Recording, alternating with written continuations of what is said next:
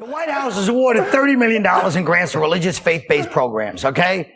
Now, is there really a danger? People are having a heart attack. Is there really a danger with this, Rene? Let me ask you. Well, my dad's a Pentecostal preacher. I wouldn't give religious-based people anything because they, I'm sorry. Look at preachers. I mean, at least black preachers. Look how they got nice cars. They got the best cars you ever seen. They're wearing Armani suits. They look like, you know, holy pimps. I mean, I wouldn't trust them with any kind of money. And they got little slush funds for their baby mama. Yes, they do, Reverend Jesse Jackson. Yes, they do. No, this is a blatant, this faith-based initiative thing is a blatant violation of the separation of church and state. And I'm all for giving the church money, especially since they've used all theirs on sex abuse litigation. That's right. The coffers are getting a little low. But You're right. it's a blatant violation. And the worst part about it all really is that it shows the way the Bush administration, sort of the arrogant way that it's exercising power, which is they're not even going through Congress. They're just, by executive order saying, look, we're now going to use this money to give out federal funds to church institutions, which nobody authorized, nobody voted for. Well, they won't be around much longer. Give the money. Why don't we just give all the money to the Mormons and teach the kids that polygamy is a good thing?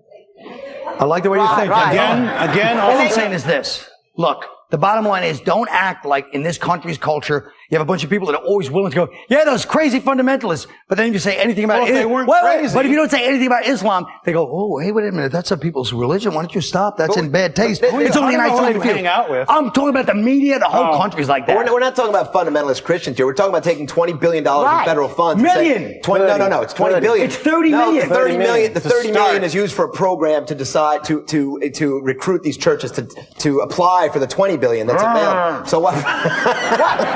Why don't we have government? Why do we have to rely on the churches to do it? Right. Because the church, you guys act like the church has been up to corrupt, because they're the only when you give money to that might actually do some good for poor people. That's why. But what have they done with the government's money they role.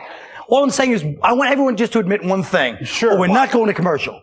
Admit that as organizations go, most religious organizations do more good than any other stupid fake club organizations around the world. That's a naive, sweeping.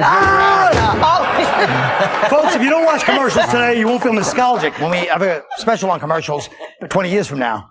Remember that. We'll be right back.